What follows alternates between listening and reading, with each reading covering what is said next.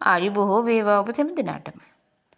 අද මම ඔබට ඉදිරිපත් කරන්නේ ජ්‍යොතිෂයේ වැඩසටහන 2025 මැයි මාසයේ 18 රාහු කේතු මාරු සම්බන්ධව. ඉතින් මීන ලග්නෙන් උපන්න ඔබට රාහු කේතු මාරු කොහොමද බලමු.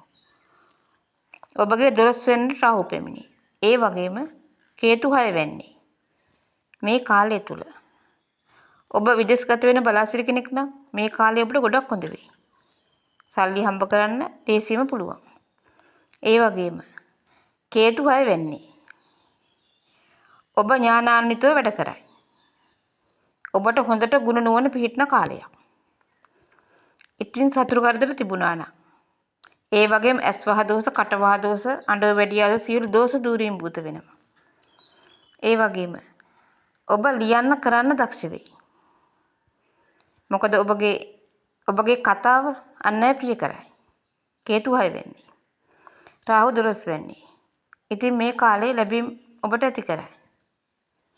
ඔබ ව්‍යාපාර කරන කෙනෙක් නම් ව්‍යාපාර වලින් වැඩි ලාභ ඇති කරයි. කරන කෙන කටයුතු සාර්ථක කරයි. ඔබගේ රැකියාව දියුණු කරයි. ඔබ දන් දෙන්න පින් කරන්න පෙළඹෙන කාලයක්. ඔබට එක තැනක ඉන්න බැරි වෙයි. ඇවිදලි අධික කරයි. ඒ වගේම ඔබ මේ කාලය තුල ඔබ කරන වැඩවලින් ඔබ ප්‍රසිද්ධ විය හැකියි. ඒ ගැන ඔබ සතුටු වෙන්න. ඔබට මේ කාලය තුල කියවන්න ලියන්න ආස හිතේ. ඔබ සමහර විට ඔබ ලේඛකෙක් වගේ නම් පොතක් ලියන්න පෙළඹෙන කාලයක්.